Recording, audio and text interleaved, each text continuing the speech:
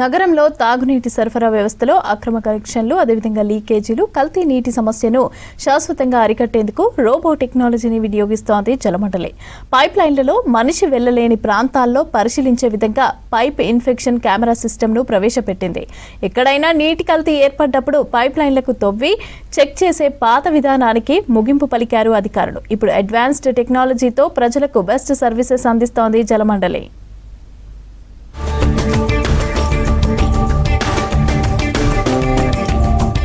నగర ప్రజల దాహార్తి తీరుస్తున్న జలమండలి అడ్వాన్స్డ్ టెక్నాలజీని అడాప్ట్ చేసుకుంటుంది. ఇప్పటికే మురుగునీటి నిర్వహణకు రోబోలను ఉపయోగిస్తున్న అధికారులు ఇప్పుడు కల్తీ నీటి సమస్యలతో పాటు అక్రమ కనెక్షన్లను గుర్తించడానికి పైప్ ఇన్స్పెక్షన్ కెమెరా సిస్టమ్ను ఉపయోగిస్తుంది. గతంలో ఎక్కడైనా పైప్ లైన్ లీకేజ్ అయినా, కల్తీ నీటి సమస్య వచ్చినా రోడ్లు తవ్వుతూ పైప్ లైన్ను చెక్ చేసేవారు.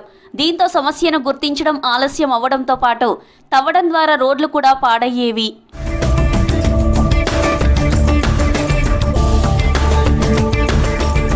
ప్రత్యేక రోబో కెమెరాలను పైపులలోకి పంపించి లోపలి పరిస్థితిని ప్రత్యక్షంగా పరిశీలిస్తున్నారు అధికారులు.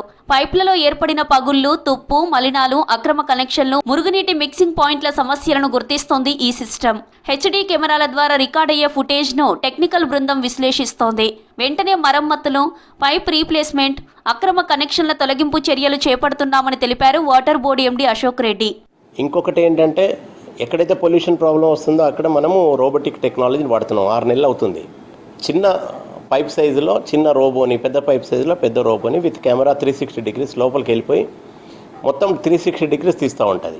అది మనకు ఎలా తెలుస్తుందంటే, వాటర్ సప్లై లేని రోజు మనం సెకండ్ డే వాటర్ సప్లై ఇవ్వం కదా, ఆ రోజు పైపులో వాటర్ వస్తున్నాయంటే అది సీవేజ్ అనుకుందాం.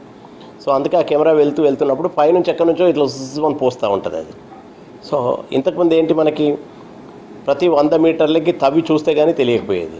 ఇప్పుడు 400 మీటర్స్ వరకు కెమెరా వెళ్ళిపోయి కరెక్ట్ లొకేషన్ చూపెడుతుంది. అక్కడ తవ్వి అదొక్కటే అరెస్ట్ చేస్తాం. రోబో తనిఖీల్లో బయటపడిన అక్రమ కనెక్షన్లపై జలమండలి కఠినంగా వ్యవహరిస్తోంది.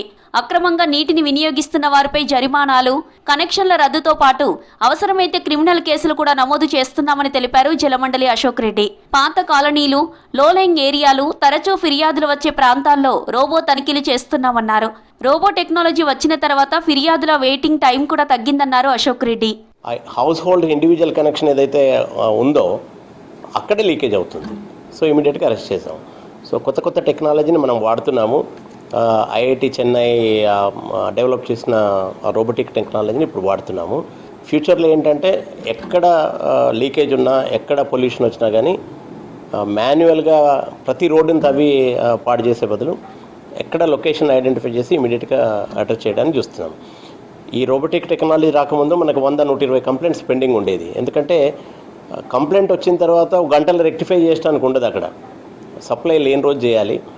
అది ఒక 10 దిక్కులు తవ్వుకుంటూ వెళ్ళిపోవాలి, రోడ్ అంతా తవ్వుతూ వెళ్ళిపోవాలి. ఎక్కడ అనేది కరెక్ట్ తెలీదు. సో ఇప్పుడు ఆ ప్రాబ్లం లేదు. సో 100-120 కంప్లైంట్స్ పెండింగ్ ఇప్పుడు 30-40కి వచ్చేసింది. సో ఫ్యూచర్లో ఏంటంటే, జీరో పెండెన్సీకి తీసుకురావాలి. ఏ రోజు కంప్లైంట్ ఆ రోజునే అటెండ్ కావాలి అనే దాని మీద వర్క్ చేస్తున్నాం. ప్రస్తుతం ఎంపిక చేసిన ప్రాంతాల్లో ప్రయోగాత్మకంగా అమలు చేస్తున్న ఈ విధానాన్ని దశల వారీగా నగరం మొత్తం విస్తరించనున్నారు. భవిష్యత్తులో నీటి నాణ్యత మానిటరింగ్ను మరింత పటిష్టం చేయడంతో పాటు డిజిటల్ డేటా ఆధారంగా ముందస్తు చర్యలు తీసుకునేలా ప్లాన్ చేస్తున్నారు. రానున్న సమ్మర్లోపు ఈ టెక్నాలజీని మరింతగా వినియోగించి నీటి సరఫరాలో ఎలాంటి సమస్యలు లేకుండా చేస్తామన్నారు జలమండలి అధికారులు.